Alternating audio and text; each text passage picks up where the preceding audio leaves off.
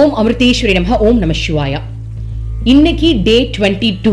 நம்மளுடைய குருவான ஸ்ரீமத் அமிர்தானந்தமயி தேவி அம்மாவுக்கு நம்ம எதுக்கு தேங்க் பண்ண போறோம் அப்படின்னா, நம்ம பிறந்த உடனே ஸ்கூலுக்கு போய் படிக்கிறோம், ஒரு கட்டத்துல வேலைக்கு போறோம், அதுக்கப்புறம் குடும்பம், அந்த குடும்பத்துக்கு சம்பாரிச்சு போடுறது, இதுதான் லைஃப் நம்ம நினைச்சுக்கிட்டு இருந்த நேரத்துல சத்குருவான நம்மளுடைய அம்மா இந்த பூமிக்கு வந்து எதுக்காக நீ பூமிக்கு வந்த அப்படின்ற ஒரு விஷயத்த நம்மளுக்கு தெரியப்படுத்தி, வாழ்க்கைனா எப்படி வாழணும்னு அம்மா சொல்லி தராங்க இல்லையா. ஒவ்வொரு வாழ்க்கையும் இறைவனுக்கு சமர்ப்பிக்கிற அளவுல வாழணுமா. ஒரு மனுஷன் ஒரு வாழ்க்கையை வாழ்றான் அப்படின்னா அவன் எந்த சூழ்நிலையில இருந்தாலும் சரி அந்த இடத்துல இருந்தே இறைவனை நினைக்க முடியுமா? ஆசிரமத்துல போய் செட்டில் ஆகி தான் இறைவனை நினைக்க முடியுமா? இல்ல ஒரு இடத்துல போய் உட்கார்ந்து தவ செஞ்சாதான் இறைவனை நினைக்க முடியும்? அப்படி இல்ல.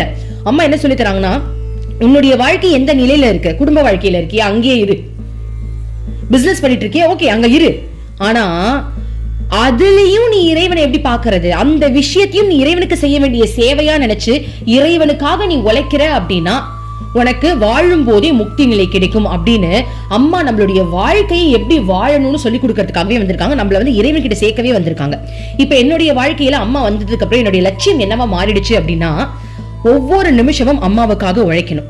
அதாவது ஒருத்தவங்க கல்யாணம் பண்ணதுக்கு அப்புறம் தான் இருந்த குடும்பத்தை விட்டு இன்னொருத்தவங்க குடும்பத்துக்கு போய் அந்த குடும்பத்துக்காகவே உழைப்பாங்க தெரியுமா. காலைல தூங்கி எழுந்ததுல இருந்து, சமைக்கிறதுல இருந்து, அவங்க குழந்தைங்களை பாத்துக்கிறதுல, பேரண்ட்ஸை பாத்துக்கிறதுல இருந்து, ஹஸ்பண்டுக்கு சேவை செய்யறதுல இருந்து தன்னை ஆக்சுவலி அவங்க மறந்துட்டு அந்த குடும்பத்துக்கு உழைக்கிறாங்க இல்லையா. அதே மாதிரி எப்ப என்னுடைய குரு என்னோட லைஃப்ல வந்தாங்களோ, என் குருவுக்காகவே உழைக்கணும், அதுதான் சரி அப்படின்ற ஒரு விஷயத்த எனக்கு, அதாவது யாரும் எனக்கு சொல்லிலாம் தரல, அம்மா தொட தொட தொட தொட என்னுடைய ஆத்மா அதை உணர்ந்துச்சு. ஆக்சுவலி ஆத்மாவோட நிலையே அதுதான் போல் இருக்கு. ஒவ்வொரு ஆத்மாவும் இந்த பூமிக்கு சேவை செய்யணும்னு தான் வரும் போல் இருக்கு, இறைவன் அடையணும்னு தான் வரும் போல் இருக்கு. ஆனா நம்மளுக்கு இந்த பூமியை பார்த்த உடனே எல்லாம் மறந்து போதா. அப்போ திரும்பவும் அம்மாவை கட்டி பிடிக்கும் போது அந்த ஆத்மா தூய்மை அடையுது. அப்போ ஆட்டோமேட்டிக்கா இந்த ஃபீல் வருது. யாருமே நம்மளுக்கு சொல்லி தரல, எந்த புத்தகத்துல இதை பத்தி எல்லாம் போடல, அம்மாவும் உட்கார்ந்து வந்து கிளாஸ் எடுக்கல. ஆனா அந்த ஆத்மாவே உணருது, நான் எதுக்கு பூமிக்கு வந்தேன், என்ன பண்ணிட்டு இருக்க, நம்ம அம்மா இவ்ளோ சேவை செய்யறாங்க, நம்ம அவங்களுக்கு சேவை செய்யணும், அவங்கள பத்தி நினைக்கணும், அவங்கள பத்தி பேசணும், அவங்க சொன்ன விதத்துல வாழணும் அப்படின்னு ஒவ்வொரு விஷயமும் செய்யும் போது இது இறைவனுக்கே சமர்ப்பணம், இறைவனுக்கே சமர்ப்பணம் அப்படின்ற மனநிலையை அம்மா ஆட்டோமேட்டிக்கா மாத்துறாங்க பாருங்க.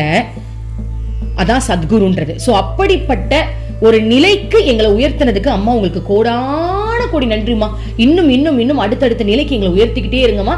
கள்ளம் கபடம் இல்லாத ஒரு உள்ளத்தை எங்களுக்கு நீங்க கொடுக்கணும், நாங்களும் நீங்களாவே மாறணும். ஓம் அமிர்தேஸ்வரி நமஹ. ஓம் நம சிவாயா.